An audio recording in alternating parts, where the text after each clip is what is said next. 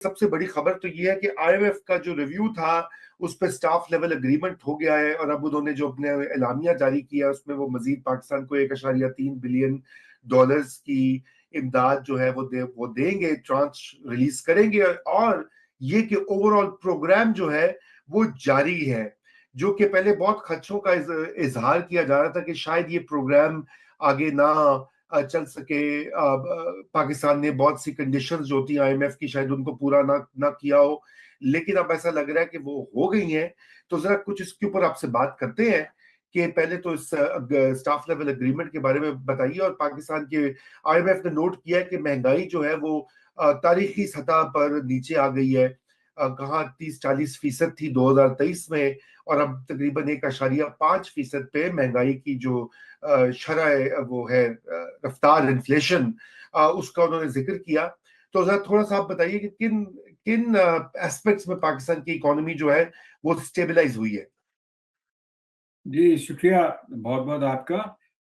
देखिए, जो हमारी सूरत हाल थी 2023 में जून के करीब, कि हम लग रहा था कि बिल्कुल दिवालिया हो जाएंगे, और उसमें आईएमएफ की तरफ से भी ये सिलसिला था कि कुछ लोग आईएमएफ में वो चाह रहे थे कि और ज़्यादा सख्त जो हैं इकदाम किए जाएं, ताकि शिकायत ये रही थी कि पाकिस्तान कभी आईएमएफ की कंडीशंस पे अमल नहीं करता है।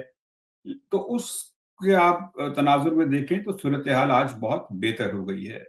पाकिस्तान के फॉरेन एक्सचेंज रिजर्व जो हैं स्टेबल हैं, पाकिस्तान की करेंसी बहुत स्टेबल है।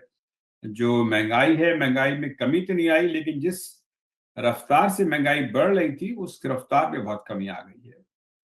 तो उस लिहाज से ये तो पाकिस्तान के लिए एक पॉजिटिव डेवलपमेंट है कि आईएमएफ ने ना सिर्फ जो है वो अपना जो अगली किस्त है वो अदायगी के लिए इन प्रिंसिपल उस पर एग्रीमेंट हो गया है, बल्कि एक और फैसिलिटी जो है जो कहलाती है क्लाइमेट रेजिलियंस के हवाले से, वो भी अप्रूव की है। तो तकरीबन मेरे ख्याल से पाकिस्तान को आईएमएफ $2 बिलियन जो है वो डिसबर्स करेगा। जी, 2 बिलियन एक बिल्कुल। और ये भी खबर है कि आईएमएफ ने सुन रहे हैं कि आईएमएफ बिजली की कीमतों में शायद ₹1 फी यूनिट की जो है वो कमी शायद उसको वो अलाउ कर दे। तो वैसे तो आम आदमी के लिहाज से तो ये कोई इतनी बड़ी कोई पॉजिटिव डेवलपमेंट नहीं है, लेकिन ओवरऑल जो है अगर आप ये देखें कि किस तरह से पाकिस्तान की जो रुपए में जो इतनी तेजी से कमी वाक़ई हुई थी, उसकी वजह से एक महंगाई का तूफान आया, तो कम से कम और कोई बुरी खबर नहीं आ रही है। आप इस तरह से देख लीजिए इसको।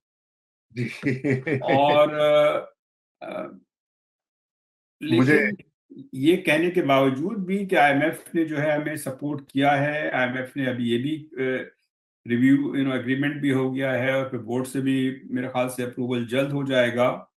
उसके बावजूद दूसरे ममालिक से कोई जो इन्वेस्टमेंट जिसकी हम बात करते रहे हैं, जो सुनते रहे हैं, वो बड़े पैमाने पे नहीं आए।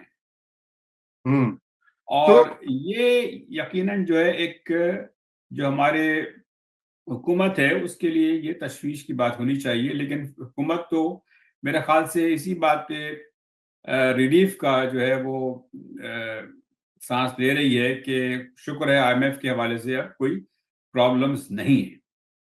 जी, नहीं, ये वाकई ही एक बहुत अहम जो है मामला है स्टेबलाइजेशन। देखिए, जो जिसका अंदेशा था पाकिस्तान को, रिगार्डलेस कि किसकी हुकूमत हो, पाकिस्तान डिफॉल्ट करता है तो यूसुफ भाई आपको भी पता है पूरा मुल्क उससे सफर करता है। 250 250 मिलियन 25 करोड़ अवाम है इस मुल्क के, कोई मजाक तो नहीं है।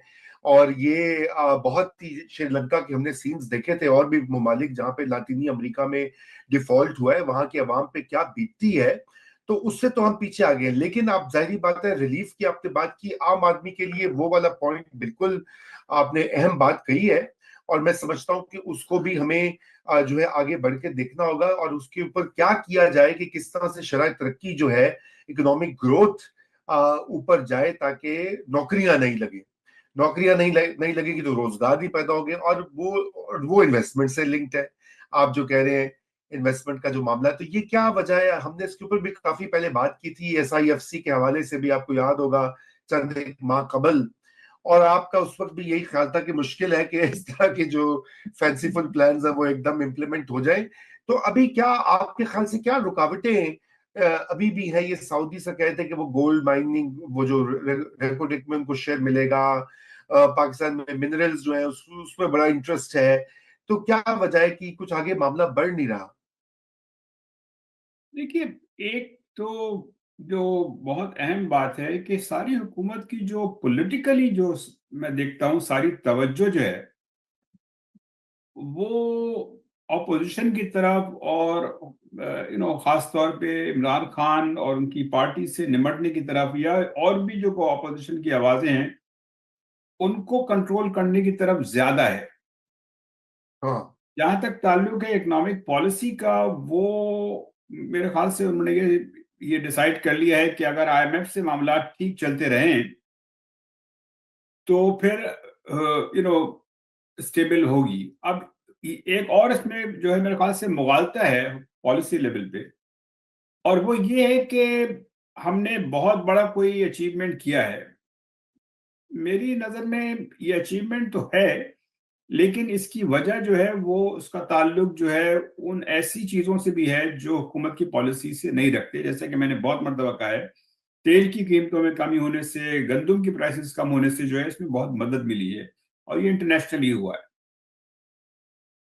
ठीक। अगर आप दानिशमंदी का तो तकाजा तो ये होता है कि इस जो स्पेस मिली है, जो इकोनॉमिक स्पेस मिली है, उसका फायदा उठाते हुए हुकूमत जो है और मजीद कोई रिफॉर्म्स करती, तो उस तरफ भी हुकूमत मेरे ख्याल से आगे बढ़ रही है। लेकिन वो भी सिर्फ IMF का जो प्रेशर है उसके में बढ़ रही है, अपने इनिशिएटिव पे नहीं। जैसे कि अभी ये खबर आई कि जो टैरिफ्स हैं, इम्पोर्ट टैरिफ्स, बहुत अरसे से बात हुई है, वो अब 5 साल के ओवर द नेक्स्ट 5 ईयर जो है उनकी रेट ऑफ जो है इम्पोर्ट ड्यूटी कम किया जाएगा, ताकि हम इंडस्ट्रियलाइजेशन को फरोग दे सकें।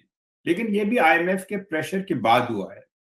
एग्रीकल्चर पे इनकम टैक्स को बहुत ज्यादा इस पे टाल मटोल किया गया, ड्रैग किया गया प्रोविंशियल गवर्नमेंट्स ने भी। लेकिन जब IMF ने कहा कि नहीं जनाब, ये तो आपको बसूरत करना है, तो फिर जो है हमारे प्रोविंसेस ने एग्रीकल्चरल इनकम जो है इस पे टैक्स करने के लिए कानून पास किए। ठीक।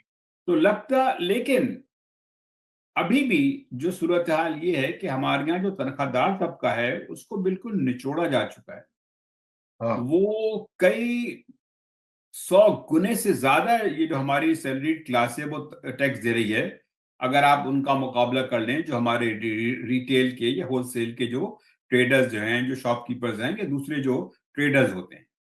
तो ये एक बात समझ में नहीं आती कि हुकूमत, ये मेरे इतना बड़ा हमारे शॉक मिला था, इकोनॉमिक शॉक, और मुझे तो ये था कि शायद जो है इससे कोई हम लोग सबक सीखेंगे और कोई रिफॉर्म्स की तरफ बढ़ेंगे, लेकिन मुझे ऐसा नहीं लग रहा।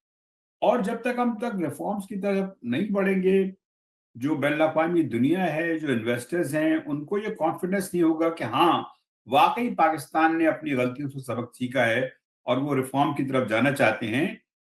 उस वक्त तक मैं समझता हूँ पाकिस्तान में जो इन्वेस्टमेंट आना है उसके जो प्रॉस्पेक्ट्स हैं मेरे ख्याल से काफी कम है।